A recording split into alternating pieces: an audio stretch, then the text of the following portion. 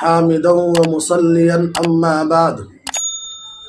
معزز سامعین، اس وقت ہم آپ کے سامنے ایک ایسے صحابی رسول کا ایک واقعہ لے کر حاضر ہوئے ہیں جو واقعہ ہمارے لیے اور ہم سب کے لیے، آپ کے لیے سبق آموز ہے، سبق دیتا ہے، زندگی گزارنے کا طریقہ بتلاتا ہے۔ اس واقعہ سے اگر ہم مسلمان سیکھنا چاہیں تو بہت کچھ سیکھ سکتے ہیں۔ وہ صحابی کا نام کیا ہے؟ وہ صحابی رسول ہے جس کا نام ہے حضرت ابو عبیدہ بن جراح رضی اللہ تعالی عنہ۔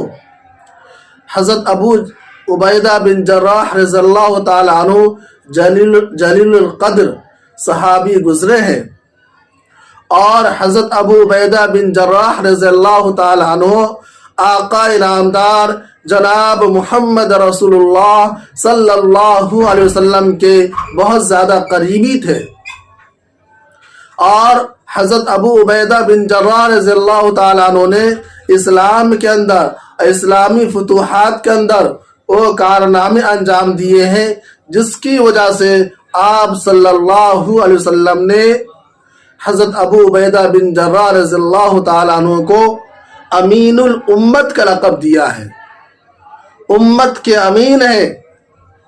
تو حضرت ابو عبیدہ بن جراح رضی اللہ تعالیٰ عنہ کو رسول اللہ صلی اللہ علیہ وسلم نے امین الامت کا لقب دیا کہ امت کے امین ہے، امت کے امانت دار ہے۔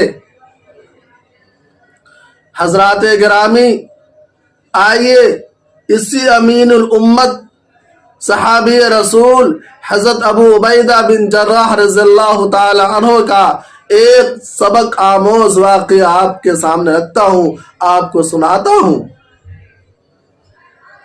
صحابہ کرام رضوان اللہ تعالی علیہم اجمعین نے اسلام کے ابتدائی دور کے اندر تکالیفیں اٹھائی، مشقتیں اٹھائی، مجاہدہ اور جفا کشی سے کام لیا، فاقہ پر فاقہ رہ کر زندگی بسر کی۔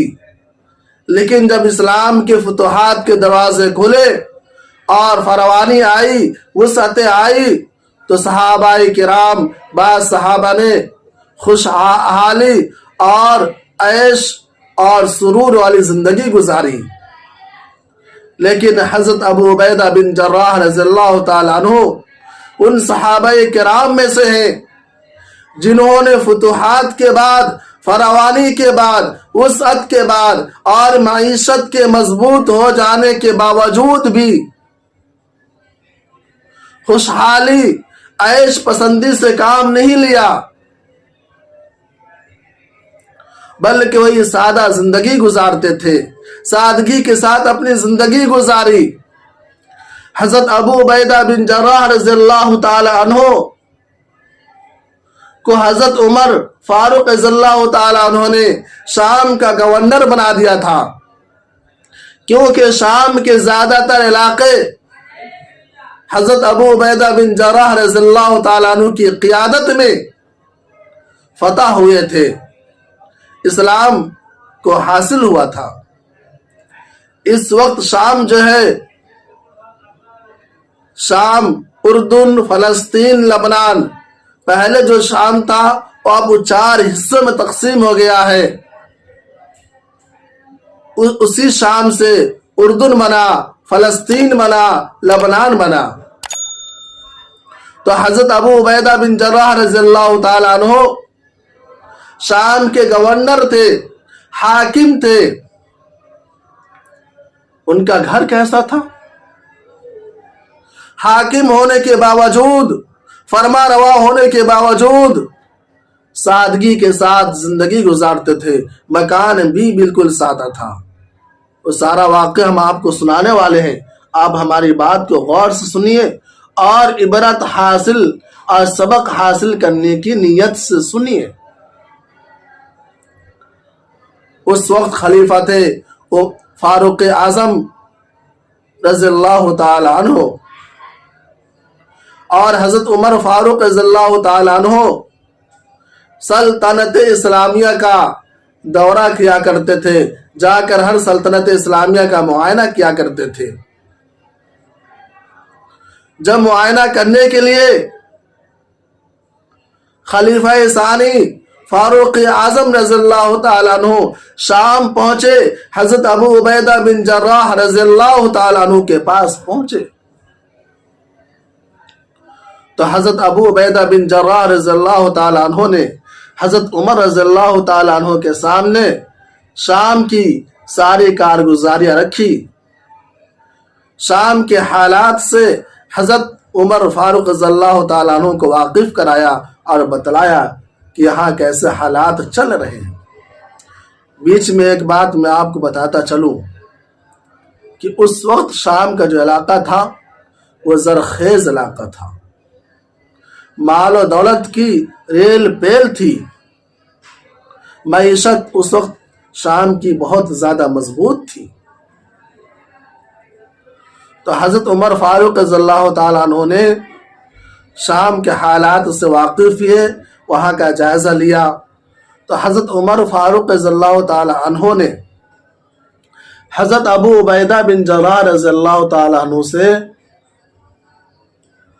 کہا کہ آپ اپنا مکان ہمیں دکھلائیے۔ کس نے کہا؟ خلیفہ ثانی نے شام کے حاکم گورنر حضرت ابو عبیدہ بن جراح رضی اللہ تعالیٰ عنہ سے کہا کہ اے گورنر، اے حاکم شام، آپ اپنا مکان دکھلائیے، میں آپ کا مکان دیکھنا چاہتا ہوں۔ حضرت عمر رضی اللہ تعالیٰ عنہ نے حضرت ابو عبیدہ سے کہا کہ میں آپ کا مکان دیکھنا چاہتا ہوں کہ گورنر کا مکان کیسا ہے، شام کا جو حاکم ہے اس حاکم کا مکان کیسا ہے، اس کی زندگی کیسے گزرتی ہے۔ حضرت ابو عبیدہ بن جراح رضی اللہ تعالیٰ عنہ حضرت عمر فاروق رضی اللہ تعالیٰ عنہ کو ساتھ لیے اور چلے، آبادی سے باہر لے گئے، ایک کھجور کے باغیچے میں لے گئے اور کھجور کے باغیچے میں لے جا کر ایک جگہ رک گئے، ایسی جگہ پر رکے جہاں کھجور کے پتوں سے ایک جھوپڑا بنا ہوا تھا۔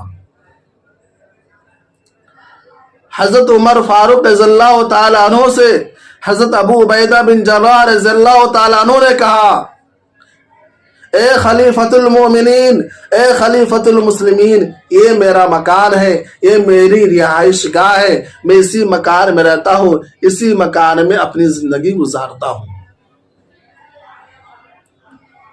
حضرت عمر فاروق رضی اللہ تعالیٰ عنہ نے جیسے حضرت ابو عبیدہ بن جراح رضی اللہ تعالیٰ عنہ کی زبان سے سنا